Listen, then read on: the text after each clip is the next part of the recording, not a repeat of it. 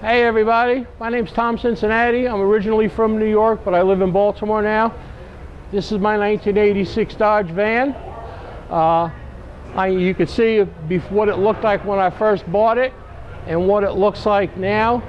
My goal was to not make it look like a camper van anymore, to make it look like a custom van.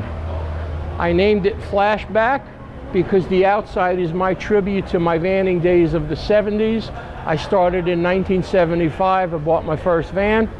This is van number 7 for me. The color is 2012 Dodge Viper Blue. Because I own a Dodge, I want everything I can to be Mopar products. The visor is aluminum. It came off a 53 Chevy. I had to widen it 18 inches to fit. You got the topper on there? It's that's cool. I can stand up in it. I'm 6'1". I could stand up in it without a problem. And I wanted something different.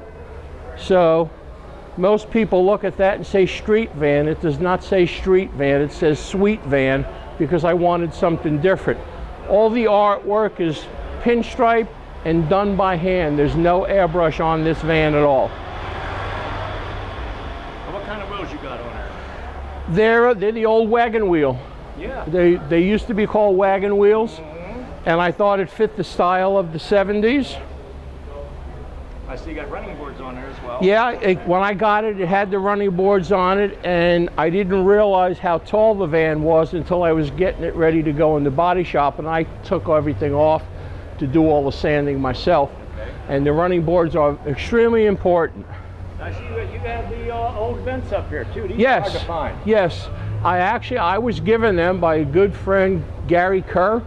He had them down in his basement. I offered to buy them from him, and he said, no, put them on your van. So I have a piece of the twins on my van. Very cool.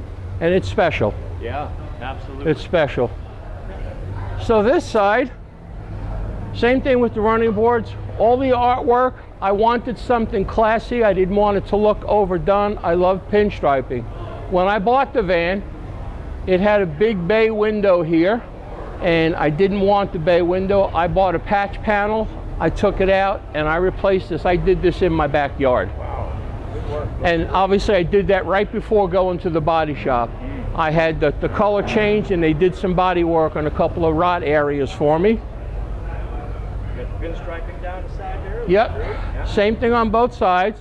Now, as you can see, because it's a camper van, I have a 3-way refrigerator. I can run it on electric, house power, or propane, which I use when I'm traveling, or battery. Nice. Now this up here, this is the vent for my toilet. It's got a toilet in it because it's a camper van. So here's where I hook up to water.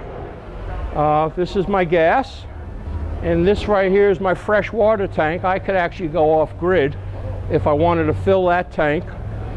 But you know, if I'm at a campground, I can easily plug into the water, and you know, I have a sink, stove, and a refrigerator in it.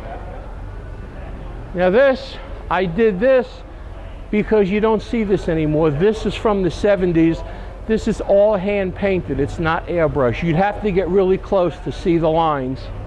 And this was from my brother Henry Gaunt. After Henry passed away, he was a part of my life. I love the man, and I wanted to carry a tribute to Henry Gaunt on my van.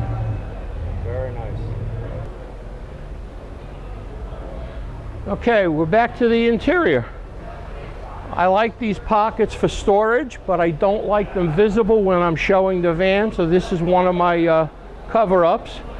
The inside is a 50s diner theme. I'm a retired chef. I always wanted to own a diner. This is the closest I'm ever going to come. So I've done everything I can to make it look like a 50s diner.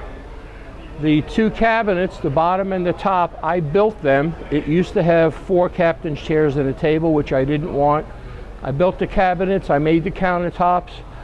I had the sign made for me, the diner sign. If you look to the left, you see the mirror on my one door, and the sign, I made that mirror to look like my jukebox, which is actually on my table. I put the restroom sign up there to let people know it actually does have a toilet in it. And my stove and sink and refrigerator are on this side here. Okay, so you're looking at the inside. If you look at my table, you could see the back of my jukebox. You see my sink and my stove on the left, and my refrigerator is down below, and then the furnace is next to that. The rug I picked because I'm also a DJ. I do all vinyl, everything old school, and I wanted something to do with records. So I found this rug online.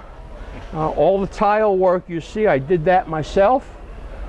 It obviously took a lot of time. Yeah. So it's a work in progress. You can still see the original colors of the van, and little by little, as money allows, things get done. You got storage up here, I see? I have storage all the way around. The two cabinets up there, I took them down. I made them bigger. The color you're looking at, Captain Kirk, who is an awesome guy, he helped me pick out the colors, and I bought all that material from him, and I wrapped all of these cabinets myself with his guidance. Still have a couple of things to do.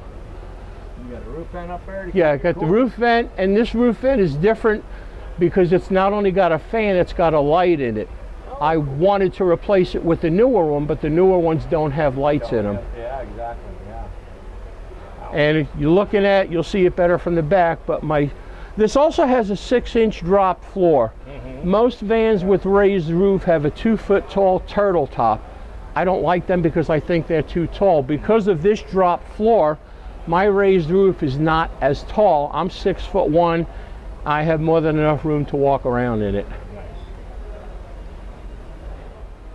Okay, so you're looking at my snack tray. I made that. I wanted to have the color pattern match. I bought a 4x8 sheet of Formica, and I made that. I made the countertops. Naturally, I had to have the dice there around the mirror, and I had to have the CB, which is hooked up and works, and I use it on trips, and it brings me back to the old days when we all had CBs and we would all talk to each other going on trips somewhere. And the window's in the roof, and I have storage up above the cab. So I use every bit of it. Okay, so you're looking at my safety display. This is totally different because you never really see anybody take a picture of their van and put all this stuff on it. My daughter is a professional photographer, and she did the print for me. I put it on a piece of paneling and I wrapped it in clear plastic. You can see all the jacks brand new, my jumper cables, fire extinguisher, flashlight, and my cans for gas, oil, and water. Everything you're supposed to have. Everything you're supposed to have for points. Now this Long Island Van Enthusiasts is the club I was part of when I lived in New York. At one point we were the biggest club on the East Coast for 2 years, and this is in honor and tribute to my club.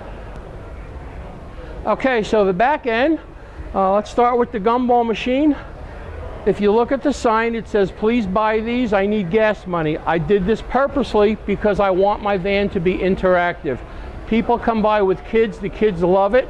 I allow them to sit their kids at the table and take pictures of them as long as they don't eat my fake food. These awesome cushions, Captain Kirk from CustomVan.com made them for me. I had a design I liked, and he did an amazing job. The details, these were things that I found to make it look like a diner. The jukebox back there on the table is real, it works. When I'm not showing the van, I keep it in my second bedroom. And everything on the table I bought, and I did something different. Everything on the table is sitting on a piece of plexiglass. Everything is double back taped to it, so at night when I want to sleep, I slide the whole piece out and I put it up front in the cab so I can lower my table to sleep on it. Everything's connected. Everything's connected. You don't have to grab everything and move everything. Very cool. Great idea. Great idea. And I have more storage back here. Eventually they will all be the same color as the cabinets. I did the floor. I found this sign because it's all rock and roll. It matches my colors, and I thought it would go together great. And of course, so now my payphone, this is a remake, but it's actually a real phone that works. And naturally, because it's silver, I wanted it in my van. I made the bracket, and this is just something that I display. This is a puzzle I actually did of the fabulous 50s, and I think it fits my theme. funny story about my phone. I was at a show, people were looking at it, and somebody asked me if the phone was real. I said, yes, the phone actually works. This older couple was there, and the lady came up to me and said, I have a question. I said, what?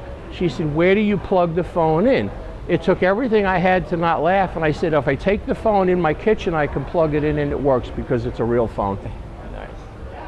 This is my van. It's a part of me. It helps keep me young. I bought my first van in 1975. I'm 67. This is van number 7.